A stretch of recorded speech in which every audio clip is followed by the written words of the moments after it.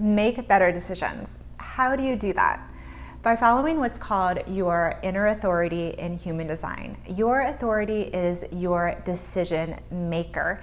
And it's the aspect of human design that I am most passionate about and I most want you to know about, because not only will it help you make better decisions and make correct decisions for your life, but it'll also help you to start trusting yourself.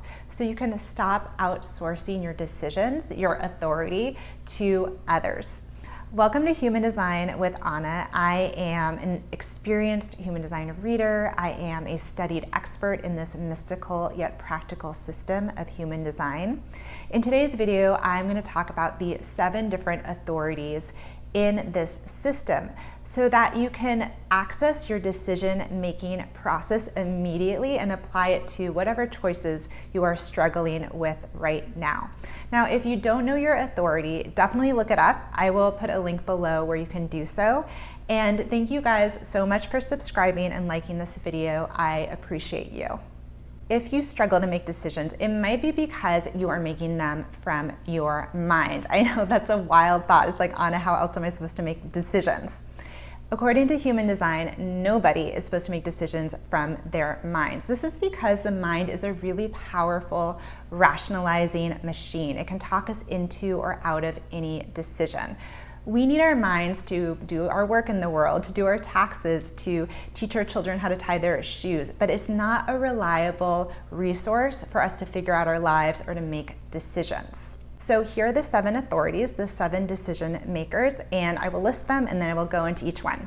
So we have the emotional authority, which about half the population has, so it's the most common, followed by the sacral authority. Then we have the splenic authority, we have the ego authority, we have the self-projected authority, we have the mental authority, and then we have the lunar authority, which if you have, it's going to be listed as none next to authority in the lookup, human design lookup that I've given you. And it just means that you are a reflector and you do have a decision-making process. Let's start with the emotional authority. Having an emotional decision maker isn't exactly as it sounds. Yes, you are emotional and you're designed to always be on an emotional wave, meaning some days you'll be up, some days you will be down, and that's perfectly natural.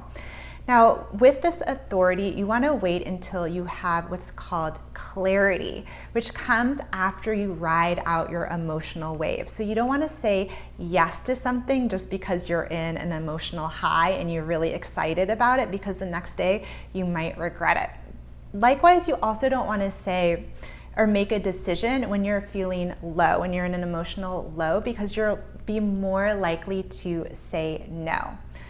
Waiting for clarity really requires you to sleep on decisions, to take a few days, to even ask for a few days to make a decision, which actually makes you more attractive. Let's say if somebody offers you a job, to ask them for a few days to think on it. What you're really doing is not thinking, you're waiting until your emotions calm and you reach a place of clarity. And clarity will always come if you give yourself enough time. And it might not be 100% a certainty, it'll be more like 80%. You're not indecisive when you have the emotional authority, when you're an emotional decision maker. You really just need to be patient until you reach that place of calm, and then a decision will just feel right. I like to say to people who have the emotional authority, who have the emotional decision maker, that spontaneous decisions only lead to spontaneous mistakes. The sacral authority makes you a gut decision maker. You know how people say trust your gut? Well, that actually only applies to 1/3 of the population who have the sacral authority. So if you have this, you have a really strong gut instinct that is felt in your body and in the moment. It's not something you want to sleep on. So it's usually triggered when somebody asks you a question that you can respond to, usually a yes or no question, like, do you want to move across country? Do you want to continue to date that person? Do you want to take this job? There will be an immediate reaction in your body, and you really want to trust that. It's not going to come with an explanation. A yes might feel like a jump in your stomach, a feeling of excitement or expansion. A no could feel like a drop in your stomach, a feeling of dread or feeling drained. You only want to say yes to things that are a full-bodied yes. And again, this reaction, this response, we call it the gut response in human design, or the sacral response, is going to be immediate. So you don't want to sleep on decisions with this authority. So another key to understanding this authority is that your yeses and nos, your gut instinct, is not going to come with an explanation. If it does, it's probably your mind interfering. The sacral authority is going to tell you three things: yes, no, or not yet. It's a really good barometer for what you have the energy to commit to and when the timing is right. It really requires that you drop out of your mind and listen to that primal instinct in your body. The splenic authority is the intuitive decision maker, which means your best decisions come spontaneously and are based on an intuitive hit, hunch, or ping. Like the sacral authority that I was just talking about, this is an instantaneous instinct, but it's going to be a little bit quieter and more subtle than that gut feeling. Your intuition is going to come in an instant and then it's gone. So you really want to act on it in the moment, even if it doesn't come with a reason. It will never come with a reason, actually. It comes in different ways for different people. So you really want to start tuning into how your intuition arrives. For some people, it could come in a whisper, like a voice, or it could be a tingling sensation in the body, a spidey sense, an icky taste in your mouth, or an icky feeling.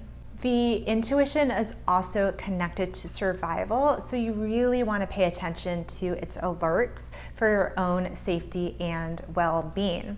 Now, a lot of people have a hard time tuning into their intuition, so I'd recommend really taking space and time to be alone so you can start listening to it and hearing it. The more you act on its spontaneous knowings, the more you'll start trusting your intuition. And again, I don't recommend sleeping on decisions with the intuitive decision maker. The ego authority is the what's in it for me decision maker. You really want to make decisions based on your own self-interest. So you want to ask yourself, what do I want? What's in it for me, and are my needs getting met in this situation? If you are a manifestor type with this decision maker, also pay attention to the words that you blurt out, because you'll often hear the truth in your own voice, especially when you say something like I want or I will. Within a what's in it for me decision maker with the ego authority, you also have a lot of heart and willpower. So you also want to ask yourself when faced with a decision, is my heart into it?